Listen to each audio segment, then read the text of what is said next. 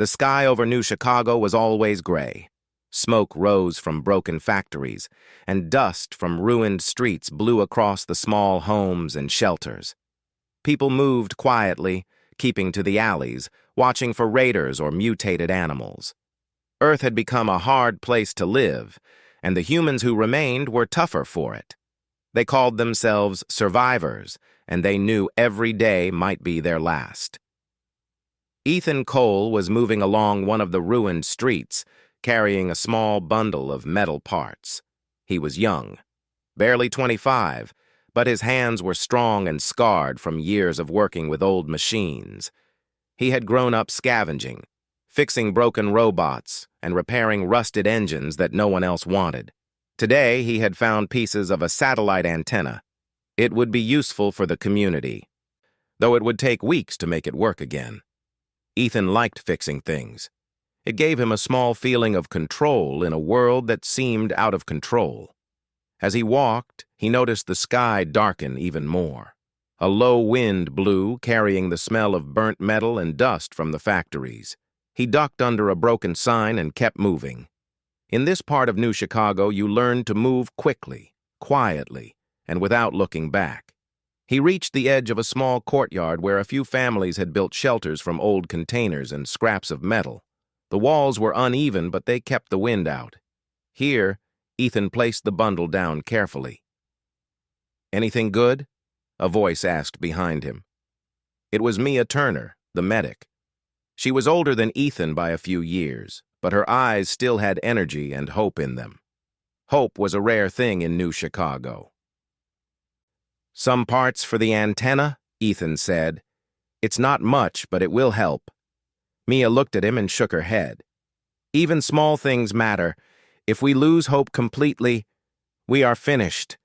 She smiled faintly, though the smile didn't reach her eyes. "Come inside. You look like you could use a break."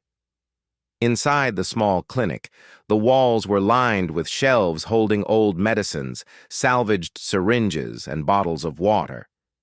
Mia had done her best to make it feel safe, even though the building was patched together with old boards and metal sheets. Ethan set the parts down, and Mia gestured to a chair. "I heard from the kids today," she said. "They found a small patch of clean water near the old riverbed. It's not much, but it should last a week if rationed." Ethan nodded. Life was simple now: water, food, shelter, and safety. That was all that mattered. The galaxy had turned its back on Earth long ago. Humans had asked for help centuries ago when the first great wars destroyed cities and poisoned rivers. The Council, the ruling group of alien civilizations, had sent aid at first, but it had been too little, too late. Earth had been labeled a lost world, too dangerous to touch. Humans had been abandoned. The people of New Chicago rarely thought about the galaxy now. They had learned that it offered nothing but empty promises. Daniel Brooks, the old veteran who trained the youth, often said, "The stars are for stories, not for help." And yet sometimes when night came, Ethan looked up at the dim stars and wondered what else was out there. That evening, Ethan went to the edge of the city. There was a small hill where the wind blew freely. He carried the old satellite dish he had been repairing. Most people would have ignored it, but he liked tinkering.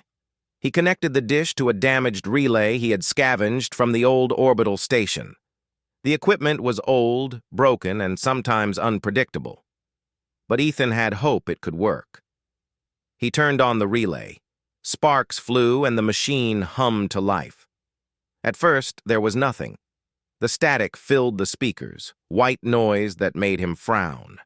Then, faintly, a signal appeared. It was weak and broken, like someone was whispering from the other side of a canyon. Ethan's heart raced. He adjusted the frequencies, turning knobs and tapping screens. The signal became slightly clearer. It was not in any language he knew, but there was a sound of fear in it. The voice, or whatever it was crying for help. He ran to Mia's clinic. "Mia, come! There's something out there. Someone needs help." Mia followed him outside, shielding her eyes against the blowing dust. She listened to the relay. At first, she couldn't understand anything. Then she heard the urgency in the sound, the desperation. She frowned. This is like Earth used to be, she said quietly. Someone is out there, scared, alone, just like we were. Ethan nodded. They're asking for help. And maybe we can do something. Mia shook her head slowly. The council never came when we asked. Why should we risk anything for someone else? Daniel appeared behind them. His face was hard, lined with years of fighting. We survived because we learned to rely on ourselves. Nobody else cares about Earth. I don't see why we should care about anyone else. But we survived, didn't we? Ethan said. And we're still here. Maybe it's our turn to help.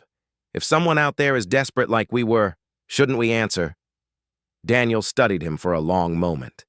Then he shook his head. You're young. You think it's that simple.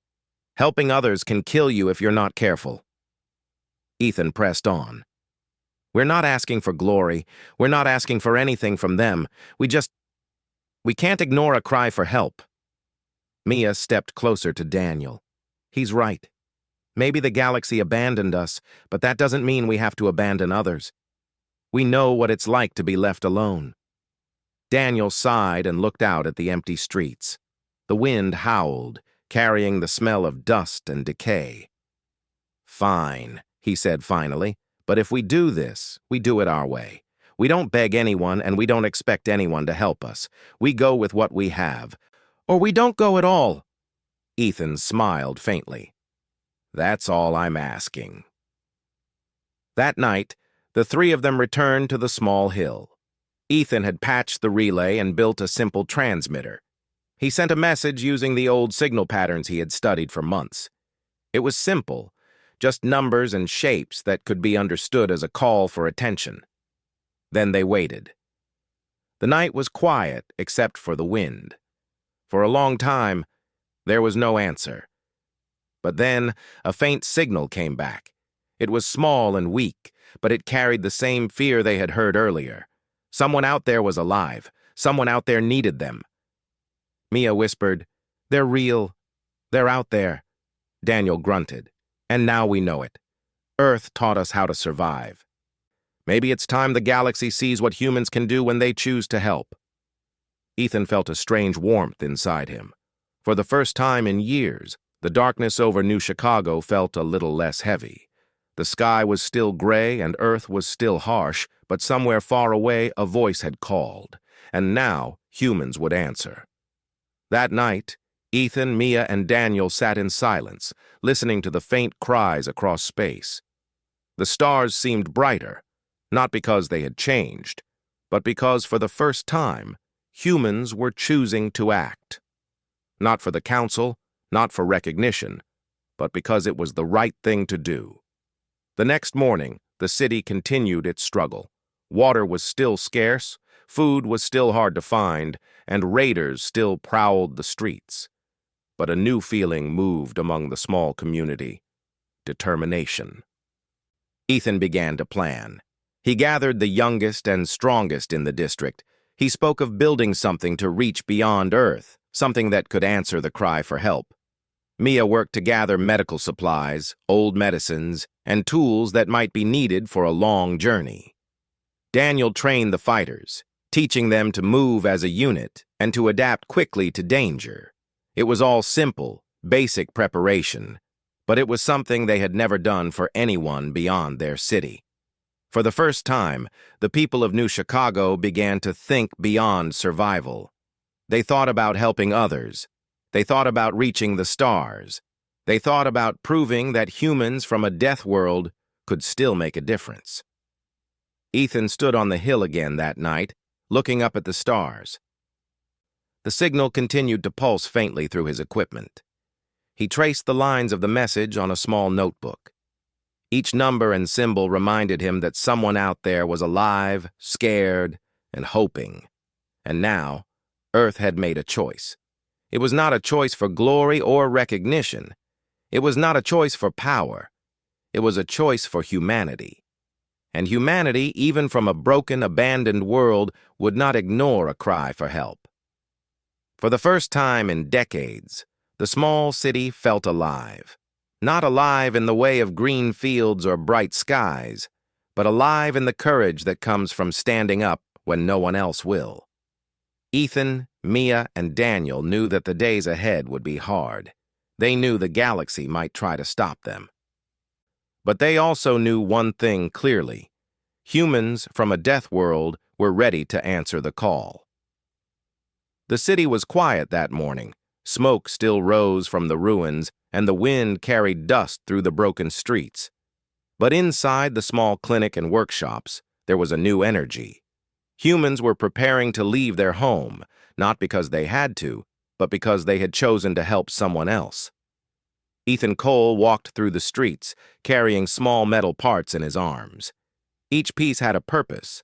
Some were old satellite circuits, some were parts of engines from rusted vehicles. He had spent days scavenging, looking for anything that could be useful. Every corner of New Chicago had something to offer if you were careful. Mia Turner was with him. She carried boxes of medical supplies, carefully packed and labeled.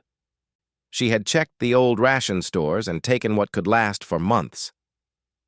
"If we are going far, we have to be ready for injuries and sickness," she said. "We can't rely on anyone else." Daniel Brooks followed, his hands on the straps of his bag. He had recruited several young fighters from the district.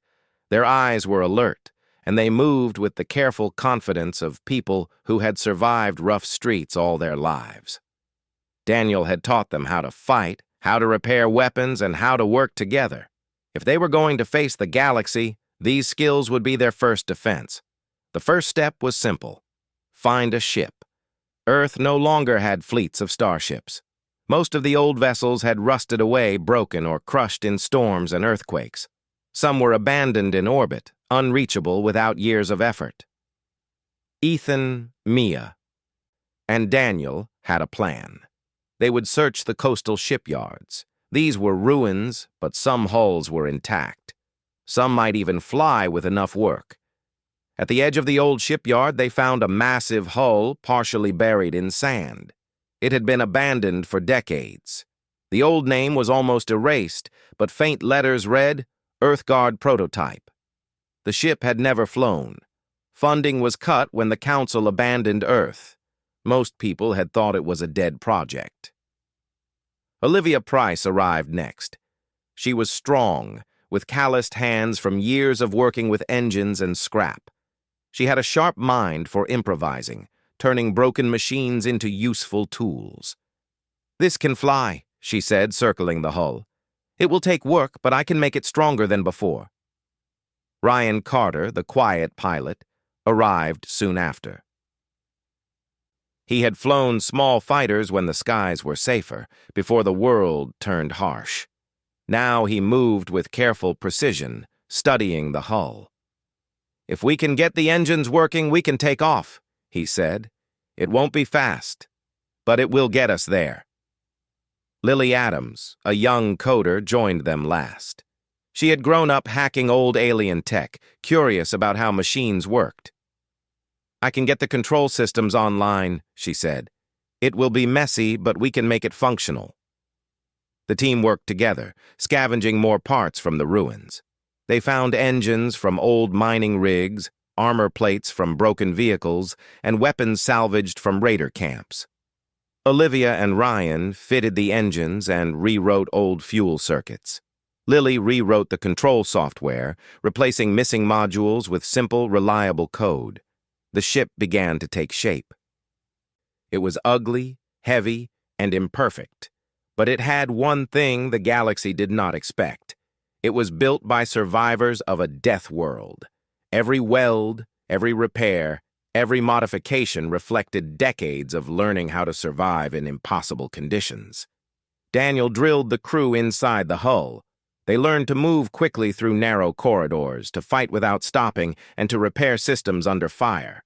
They practiced emergency drills, even while the ship was incomplete. The sound of metal banging and engines testing filled the hangar. It was chaos, but it was the kind of chaos humans could survive. Mia set up a small medical bay in one section of the ship. She packed it with salvaged supplies, bandages, syringes, basic medicines, and a few handmade tools. "If we are going to face space, people will get hurt," she said. "We need to be ready for anything." Ethan worked on the communication system. The signal from the distant distress call pulsed faintly through his repaired relay. Lily helped him translate the message. "They are called the Harrelin," she said, pointing to the screen. "A small species under attack. They asked the Council for help and got nothing, just like Earth." Daniel clenched his fists. "Then we do it ourselves. No Council, no Empire, just us." Days turned into weeks. The crew worked in shifts, often through storms and rolling dust. Old hull plates cracked under the weight of engines. Sparks flew constantly. But each day the ship grew stronger. Every problem forced the crew to think in new ways. A broken engine became an opportunity to increase power output. A damaged control panel became a chance to simplify the system and make it more reliable. The ship had no name yet. The team joked about calling it something heroic, but the truth was, it looked nothing like a hero. It was rough, patched, and scarred, but it would fly. Olivia finally painted the words "New Dawn" on the side with simple white paint from old storage. It was crude, but the crew liked it. It symbolized a new beginning for humans who had been abandoned. One night, while they worked on the engines, the faint signal from the Harrelin pulsed again. It was stronger this time, almost urgent. Lily traced the patterns and decoded a few words. "Help us. We cannot survive." Mia's hands shook. "They are just like us," she whispered, "afraid, alone, and ignored. We cannot leave them." Daniel nodded. "Then we go, but we go our way. No one tells us what to do." The first test flight came soon after. The engines roared to life. Smoke and sparks filled the hangar as the ship trembled. Ryan guided it carefully. Ethan and Olivia monitored the controls. Lily adjusted software in real time to keep the ship stable. The hull groaned, but it held together. With a final push, the ship lifted from the ground. The crew cheered. New dawn rose into the sky, a battered but powerful symbol of survival. The wind whipped around the hull and dust blew from the hangar below. The city watched silently. Some people had not believed it would ever happen. Now they saw humans reaching for the stars again. Inside the command deck, Ethan looked at the crew. Everyone was tense, but excited. "This is only the beginning," he said. "We leave Earth not because we must, but because we choose to." Mia added, "And we take our skills, our courage, and our determination with us. If the galaxy abandoned us, that is their loss. We know what it means to survive." Daniel looked out at the horizon. "We are Earth's Deathworlders. We know how to face impossible odds. And now we will answer a call that no one else could." The ship left the atmosphere. The clouds were thin, the air thinner, but the engines roared with power. New Dawn moved steadily toward orbit, shaking and rattling, but flying. Once in space, Lily began tracking the Harrelin signal. It grew stronger as they moved closer to its source. The message was full of fear, confusion, and hope. It was a language of desperation that humans could feel even without understanding. The crew gathered around the relay. Ethan touched the screen. "They asked for help, and the Council ignored them. But we are not the Council. We are humans. We will do what they could not." Mia nodded. "And we will do it together, every single one of us." Daniel remained silent, watching the stars. "This will not be easy," he said finally. "The galaxy is full of dangers, and they will not like us interfering. But we know danger. We are from Earth." Weeks passed as the crew adjusted to space travel. The engines of New Dawn were temperamental, and the ship groaned under stress. But humans were good at adapting. They repaired what broke, improvised when systems failed, and learned to trust each other. The harsh lessons of Earth had prepared them better than any council ever could. The distant signal guided them through asteroid fields, radiation storms, and debris clouds. The Harrilan were small, fragile creatures, but they had survived alone for a long time. New Dawn became a symbol of hope. Its crew, ragged and tired, had become a family united by a single purpose: to answer a cry for help. Ethan stood on the deck one night looking at the stars. The signal pulsed faintly on the screen.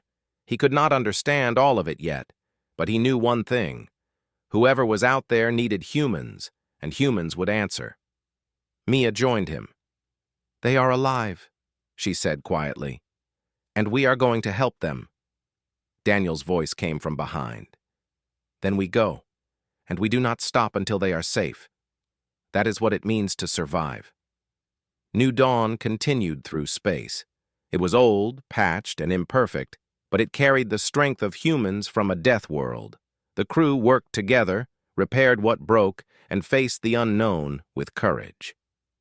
Each day brought them closer to the Harrilan system and closer to proving that humans, even abandoned, could answer a call no one else would. The galaxy might have forgotten Earth. The Council might have called humans dangerous and unpredictable. But the Deathworlders were no longer quiet. They were moving, rising, and reaching out. And when someone called for help, Earth's humans would answer. For the first time in centuries, humanity was on the way to become more than survivors. They were becoming protectors. New Dawn moved steadily through space. The stars were cold and distant, but inside the ship, the crew felt warmth. It was the warmth of purpose. For the first time, humans from a death world were leaving their abandoned planet not for survival alone, but to help someone else.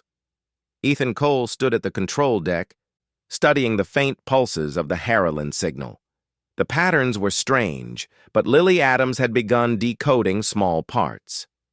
"They are alive," she said, "but they are in trouble. Their system is under attack." Mia Turner adjusted the medical supplies. "We don't know what we'll find," she said, "but we have to be ready for everything. Injuries, sickness, starvation.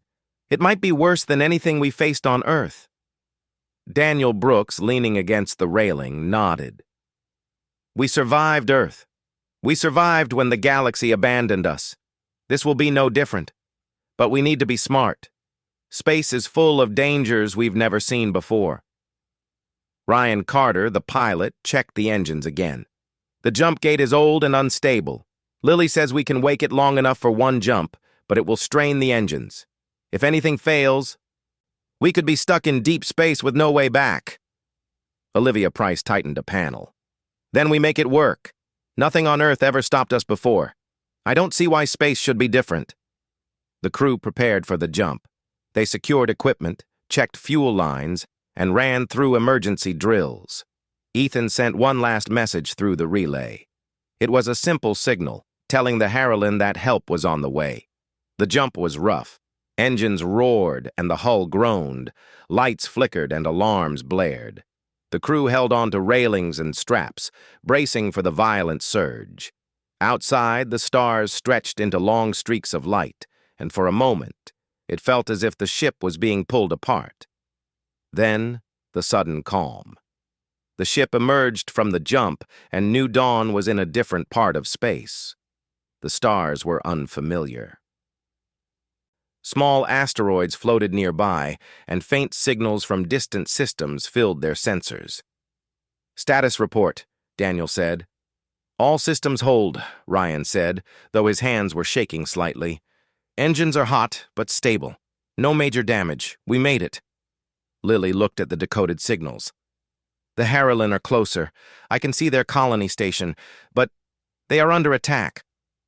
The viewports showed a small alien station, fragile and delicate. Dark, jagged ships swarmed around it, tearing at its shields and ripping away small habitats. Smoke and sparks glowed faintly against the dark void. The Harrilan signal pulsed urgently, almost screaming. Mia swallowed hard. They are just like Earth once was, defenseless, and no one came to help. Daniel's jaw tightened. Then we go. We do not wait. We do not negotiate. We do what we must. Ethan nodded. Prepare weapons. Check shields. Make ready for combat. We go in. The first contact was tense. New Dawn moved closer, scanning for Void Hunter ships. Alien vessels appeared sleek and fast, their hulls unfamiliar and dangerous. Sensors indicated powerful weapons and unpredictable tactics. Ethan studied the readings. The enemy was experienced, but not prepared for humans. The first patrol ship hailed them. A smooth, metallic voice came through. Human vessel, you are not authorized in this space. Turn back or face destruction. Ethan replied calmly. We are responding to a distress call. Stand down or we act. The patrol ship hesitated. Its weapons glowed. You are warned, Daniel muttered. Let them come. Let them see what Deathworlders can do. The first attack began. New Dawn was battered by small energy blasts, but the ship was strong. Olivia and Ryan had reinforced the armor with layers of industrial steel and alien scrap. Each hit shook the hull but did not break it. Lily rerouted power to shields and weapons, keeping the ship stable.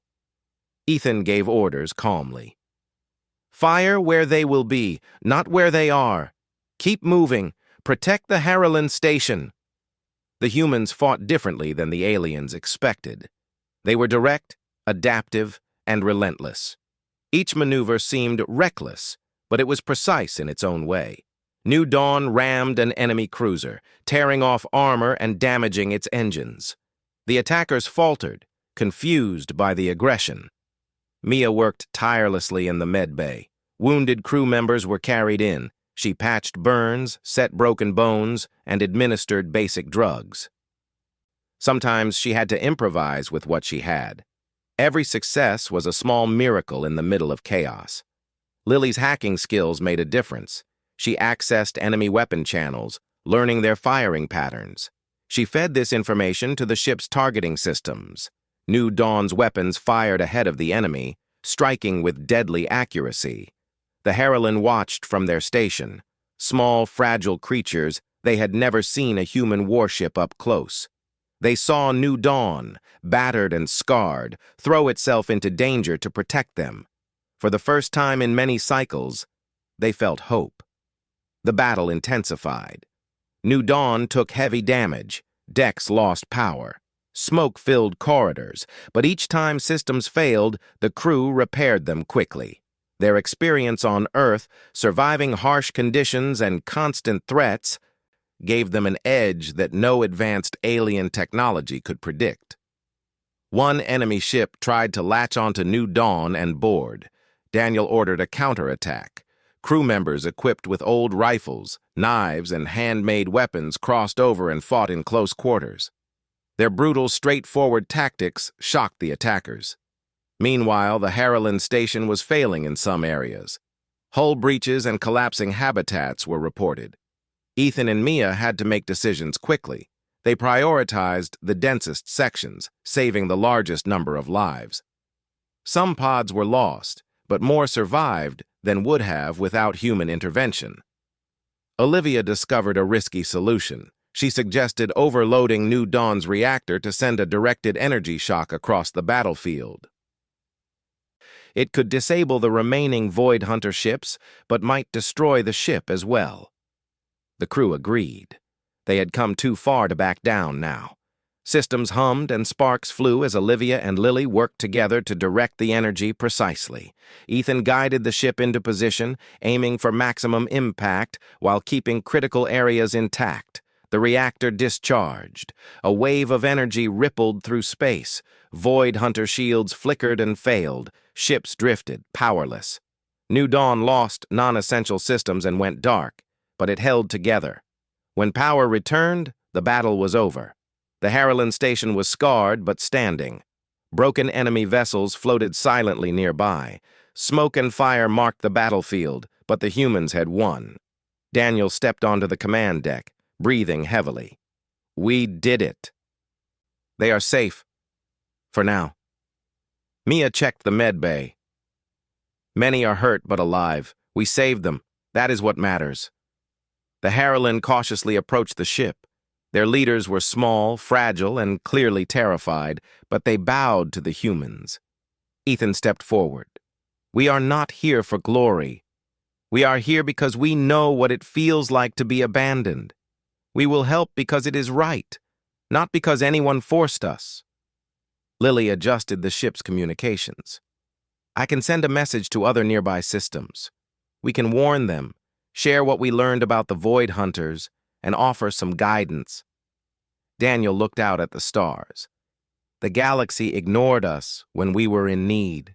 Now it will see what Earth's Deathworlders can do, not as beggars, not as pawns, but as survivors who act when others will not. The Harrilan were grateful, but they did not worship the humans. Ethan made sure of that. We did this together, he said. Not for you, not for the galaxy. For anyone who cannot protect themselves. That is what humans from a death world know how to do. The crew began repairs on New Dawn. The hull was scarred, systems damaged, but nothing that could not be fixed. Olivia, Ryan, and Lily worked tirelessly. Every weld, every repaired engine, every patched shield was a reminder of what humans could accomplish. As repairs progressed, Ethan sent a message through the relay. It was simple, but clear. Earth is no longer silent. We answer calls for help when no one else will. We are here. Across the galaxy, the message traveled. Some alien systems ignored it. Others took note. The galaxy began to understand that humans were unpredictable, dangerous, and now capable of acting where no one else would. The Harrilan began sharing information about their systems, sensors, and engines. Together, humans and Harrilan started building a small fleet of patrol craft. These ships were simple, rugged, and strong, built not for show, but for survival. Ethan looked at the crew on the deck. We have done something today that many thought impossible. We have shown that humans from a death world can rise above what abandoned us. But this is only the beginning. Mia nodded. There will be more calls, more people in need, and we will answer them. That is what it means to survive and to be human. Daniel's gaze turned to the stars beyond the battle. The galaxy may try to stop us or ignore us, but humans do not follow rules made by others. We follow our own. And we will protect those who cannot protect themselves. New Dawn floated in space, battered but alive. Around it, the Harrilan station was being repaired. New alliances were forming, built on trust, courage, and shared survival. The galaxy had abandoned Earth, but Earth's humans had not abandoned anyone else. For the first time in centuries, humans were no longer just survivors of a death world. They were protectors. And as New Dawn prepared for the next journey, the crew knew that many challenges lay ahead, but they also knew that together, nothing could stop them. The stars no longer seemed distant or cold.